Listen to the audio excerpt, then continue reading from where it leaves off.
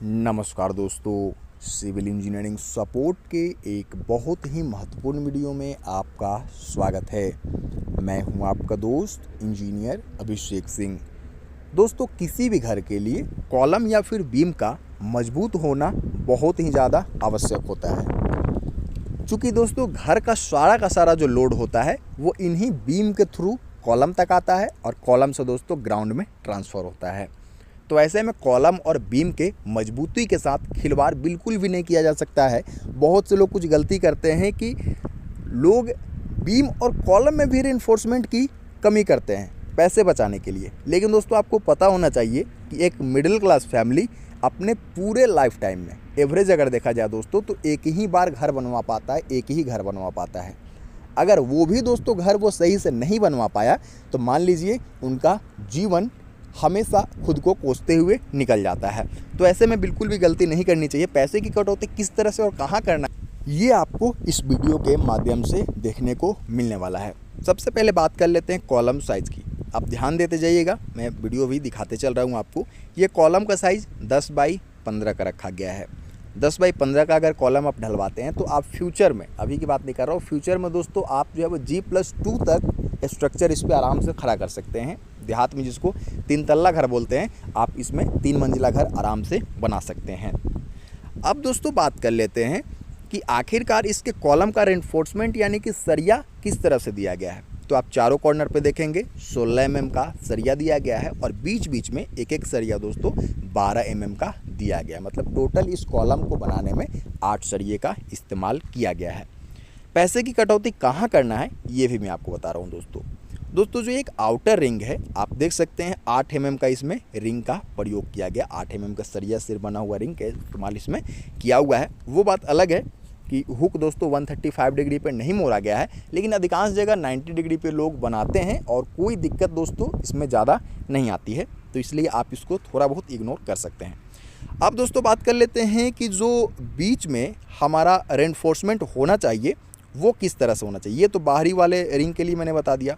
अब दोस्तों आप देखेंगे कि जो चारों 12 mm का जो सरिया है जो कि हर एक कॉर्नर के बीचों बीच दोस्तों लगा हुआ है। आप देखेंगे कि 4 सरिया कॉर्नर पे कोना पे लगा हुआ है और 4 सरिया बीच बीच में एक एक सरिया के तौर पे दिया गया है।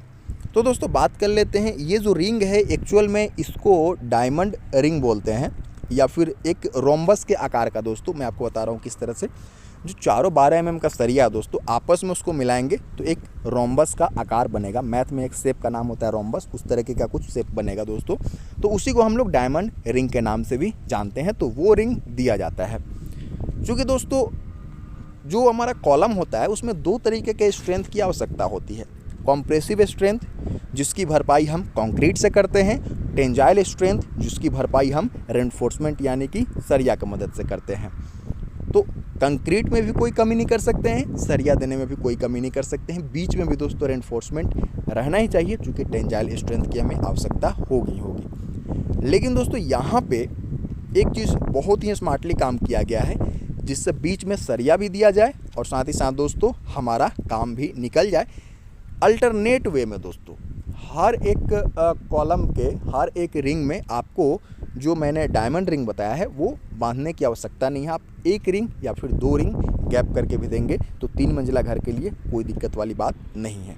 तो यहाँ पे देख सकते हैं दोस्तों प्लस के साइन में दोस्तों रिंग ना बना करके आप देख सकते हैं दोस्तों ये कॉर्नर पे हुक बनाया हुआ है जो कि दोनों तरफ दोस्तों यानी कि दोनों सरिया को पकड़े हुए है और साथ ही साथ दोस्तों हमें पूरा का पूरा जो डायमंड शेप है वो हमें नहीं देना पड़ रहा है। इससे आपको स्टील की बचत भी हो रही है और जो टेंजाइल स्ट्रेंथ का भरपाई होना था इसका मतलब हमारा काम भी हो जा रहा है दोस्तों। और इन्वेस्टमेंट में जाहिर सी बात है 30 से 40% हमें रिंग बनाने में जो डायमंड रिंग बनने में खर्चा आ रहा था उसमें कटौती भी हो रही है। तो इस तरह से अगर स्मार्टली काम करेंगे दोस्तों बिल्कुल, अगर आप डायमंड रिंग हटा देते हैं बीच में बिल्कुल खोखला छोड़ देते हैं कॉलम को तो वो सही चीज़ नहीं था। लेकिन प्लस के आकार में दोस्तों यहाँ पे रिंग के रूप में नहीं बल्कि प्लस के आकार में जिसके दोनों साइड हुक दिया हुआ है दोस्तों वो एक एक्स्ट्रा बार दे करके काफ़ी सही काम किया गया है। और इस तरीके से अगर आप स्मार्टली काम करते हैं, छोटी छोटी चीज़ पर ध्यान देते हैं, छोटी छोटी जगह पर कटौती करते हैं तो निश्चित तौर पर दोस्तों जब घर बनने के बाद में एक बार कैलकुलेट करेंगे आप तो बहुत पैसे आप बचा चुके होंगे।